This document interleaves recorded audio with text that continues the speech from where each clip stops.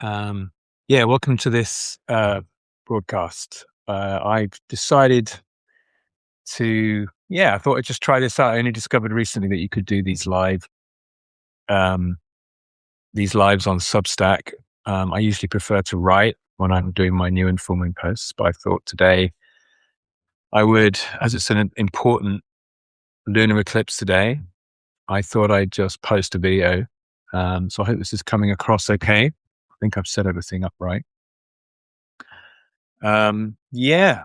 So I just thought I'd open up, just see what comes here. I mean, I've been looking at the chart, of course, for the eclipse. It happens at 11:35 this morning, AM UK time, with the sun in Pisces, the moon in Virgo, full moon, of course, for a lunar eclipse.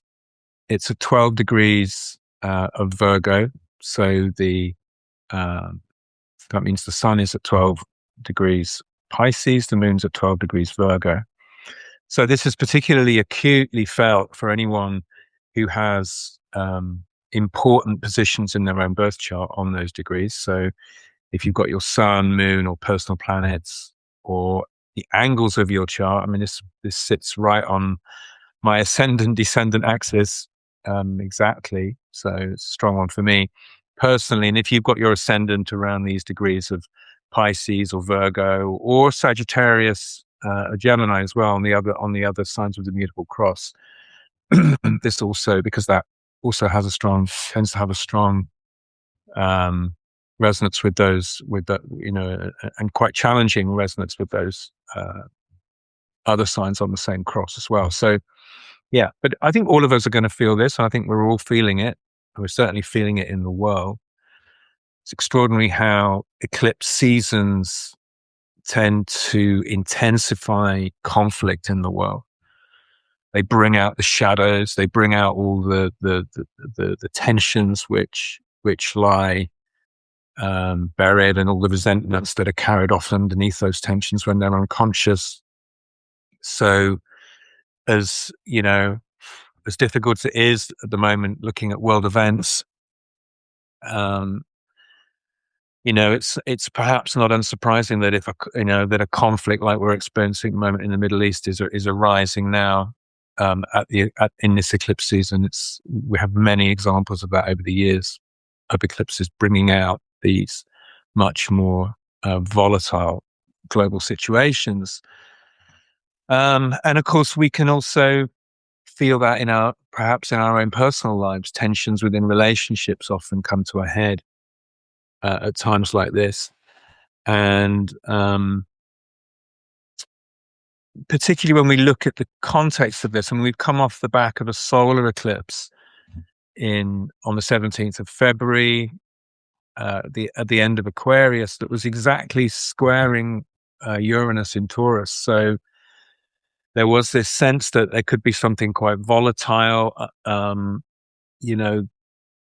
necessarily unexpected, perhaps, with the way that the world is at the moment, but perhaps in our own lives, it could be that that we've had to, something is awakening. Uranus is a great awakener, and that awakening can really shake us, and it can often throw up some really unexpected and sort of out of left field kind of events or feelings that we have that really throw us off. So we might think things are going one way, and suddenly we're kind of thrown into a complete spin with the effect of Uranus at the new moon. So when we have a new moon, there's a seed energy that's sown at that time, and this also, of course, coincided with the solar eclipse in February, and now that has matured into a full moon today. So we get the sort of, that builds up. It matures in the sense that the potential that was in the seed of the new moon now kind of realizes itself at the full moon. And I think we're kind of, and so that, I think, that build up of tension to kind of a crescendo that maybe we're experiencing something of today. But also what that also does, because full moon energy also stretches us, and it stretches our awareness, so we can become potentially much more aware of what's going on, but only if we can really like deal with that polarity that's occurring within us, that stretch within us. Because it's so easy at a time like this to project onto the other, to project onto what the other person is doing wrong, to how they are affecting our lives, making us unhappy, sort of challenging our sense of rightness, because we all want to be right. Yeah, we all want to be right. We all want to look good. We all want to come out of it, in the best possible way. And, in a time like this, it's very likely that we're going to meet some shadows in the other and have to face opposition. And how we deal with that conflict right now, I think, is key. Let's have a look at some of the themes. I mean, we're looking at Pisces and Virgo here. The moon is in Virgo. When we look at the chart for today, I posted that up yesterday in my email on the post on Substack. So in the chart, we see, of course, that because it's an eclipse, the sun and the moon are closely aligned to the nodes, to the moon's nodes, because the moon's nodes are the eclipse predictors in astrology. So we see only a 4 degrees of conjunction of the sun to the north node and the moon to the south node. And with the moon being at the south node, we're really having to face, I think, some of the shadow traits of Virgo, which is where the moon is today. So some of those more unconscious or distorted themes around Virgo, a lot to do with perfectionism and purity. I think there's a great distortion in the sign of Virgo that everything has to be absolutely perfect. Everything has to be pure. We can see this in the sort of the Puritanism that drives so much of post-Enlightenment thinking. This idea that you have to do everything, get everything right. Work hard, keep your head down, don't make a mistake. It's very tight. It breeds a lot of judgment and intolerance, prejudice, and if we look at the extent of that in the world, if we look at the where it catches us out in ourselves, maybe that we're very intolerant of others, or we could be very intolerant of ourselves, and perhaps that's where it begins. We might set incredibly high standards for ourselves about behaviors, and then if we get it wrong or do something wrong, we can be so hard on ourselves, and we can of course project that out onto others and set incredibly high standards of others as well. So I think this is a theme always when you've got shadow Virgo energy around in a full moon chart, especially in an eclipse chart, that we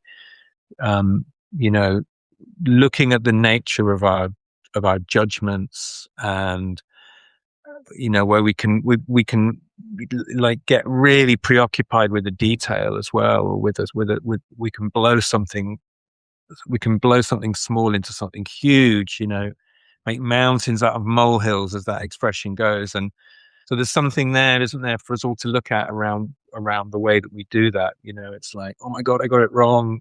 It makes me a terrible person. And then if we can't handle that, which usually we can't, and it must be the other person's fault. It must be the fault of the system or the situation or whatever it is that's making us feel so terrible about ourselves. So this, I think, is something that, this is edgy, difficult, deep work around polarity. Full moons, lunar eclipses, they really raise the specter of polarity and all that and how difficult it is to hold that.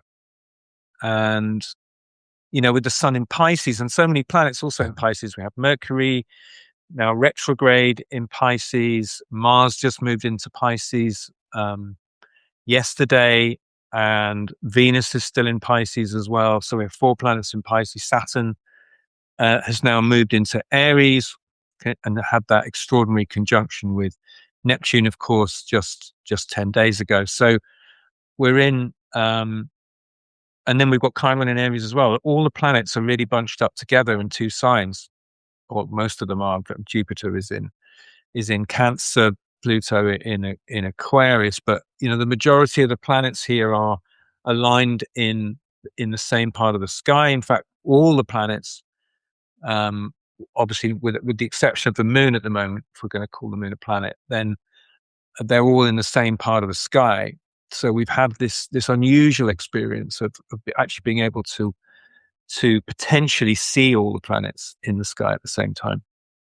There's lots of images going around on social media at the moment of all the planets in a nice, neat alignment over the pyramids or over Stonehenge. And of course, these are all AI images. It doesn't actually look like that. Planets aren't neatly aligned in that kind of way. But that that's obviously caught the imagination. That potentially it's quite difficult to see all the planets because Mercury and Venus are still very close to the sun. Mercury particularly now disappearing into the sun's rays as it moves in its retrograde towards its conjunction with the sun. It's on Saturday. But there is this, we are in a situation where there's a lot of loadedness on one side of the sky, which can also create a lot of kind of skewed perspective. And in some ways, we could look perhaps at the opposition today as an opportunity to go, actually, there's another way of looking at this, because we have to face the opposition when we're dealing with a full moon. If we looked at the situation, for example, on the new moon at the eclipse, with everything on the same side of the sky, it's like we could completely get caught up in our own, in our own perspective and completely lose sight of the other. Whereas here, we're now having to face that there are two sides to things. But of course, what we tend to do with that is that we tend to project that onto who's right and who's wrong, and that's always dangerous territory, isn't it? I mean, what else can we say here? I mean, this is a time where we can be particularly triggered. It's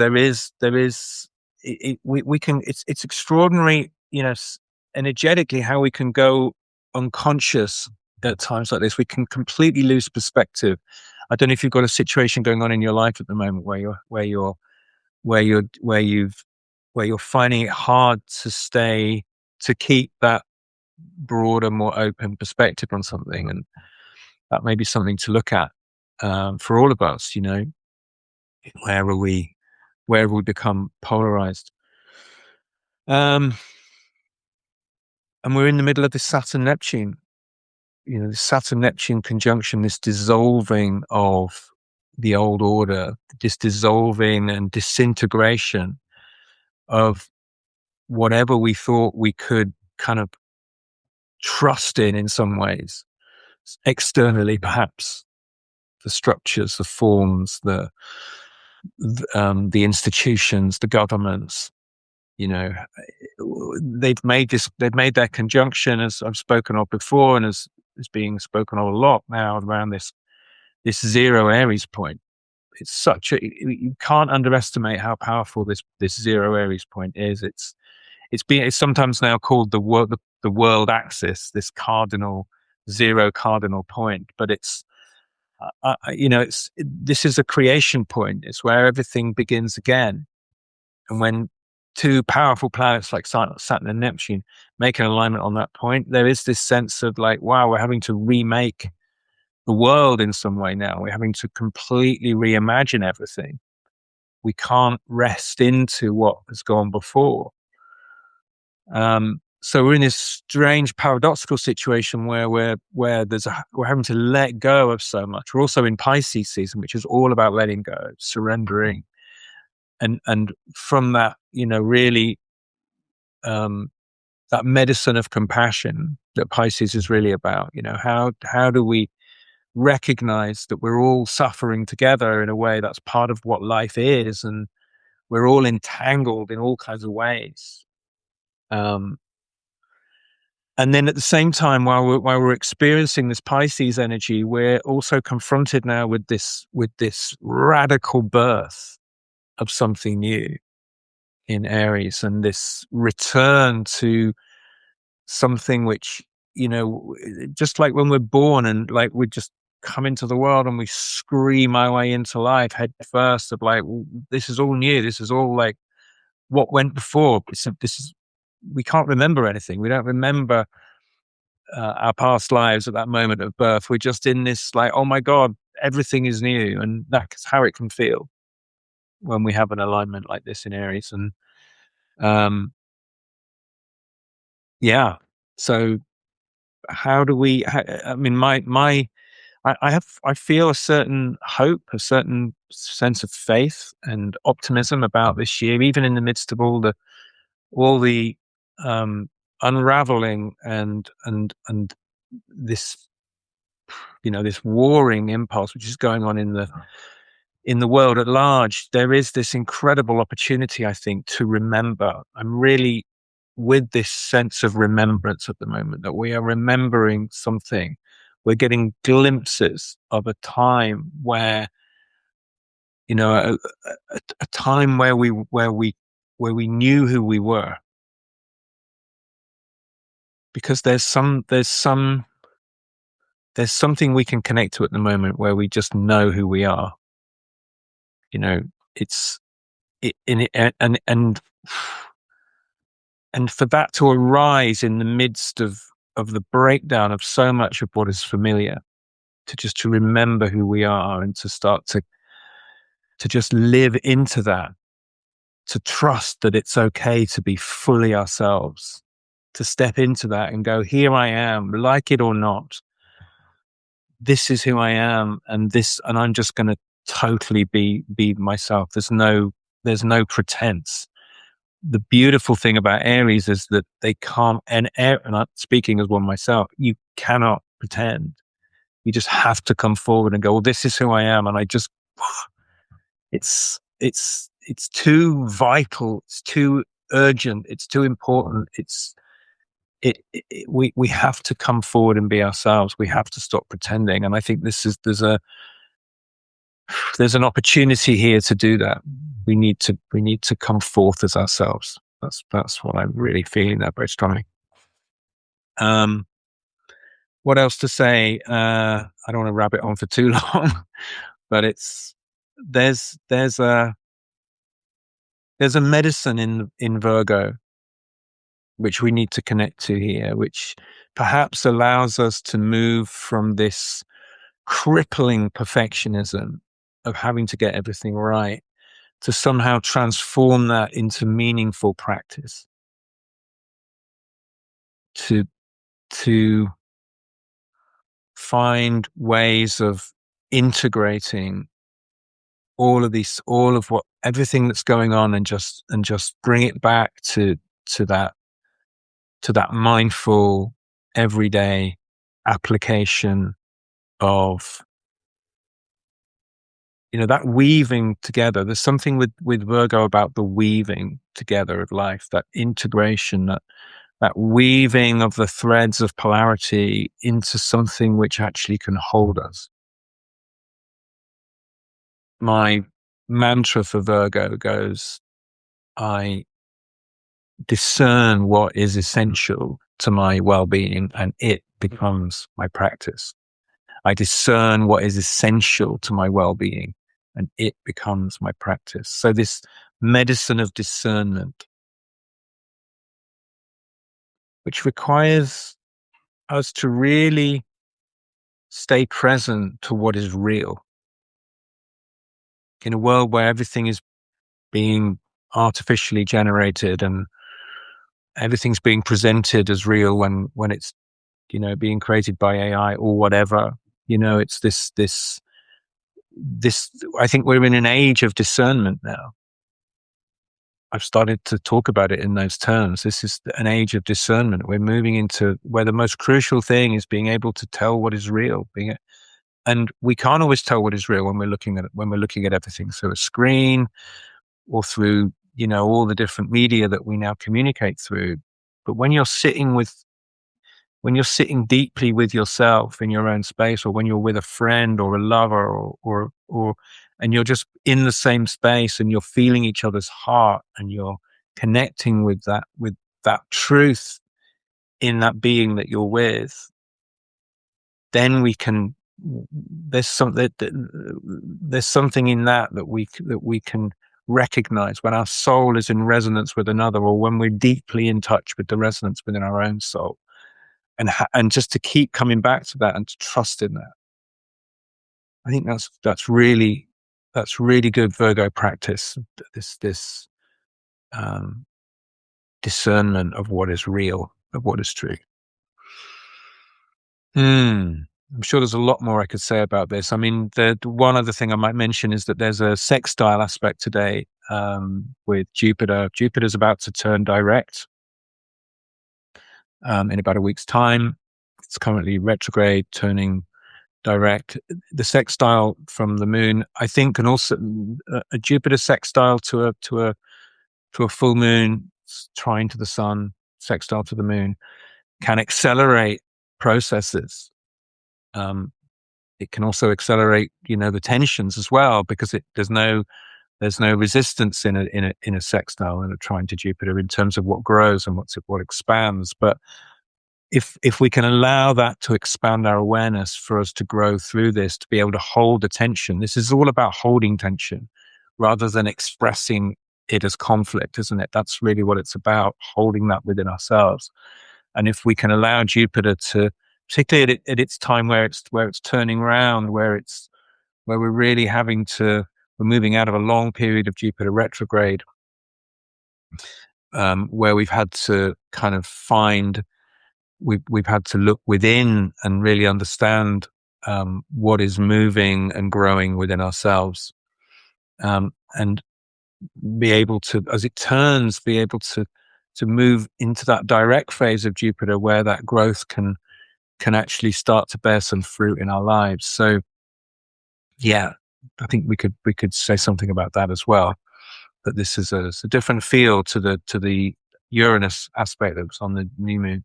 This sextile to Jupiter feels a little bit more like, there's this opportunity to bring something more easily into awareness in the midst of this tension.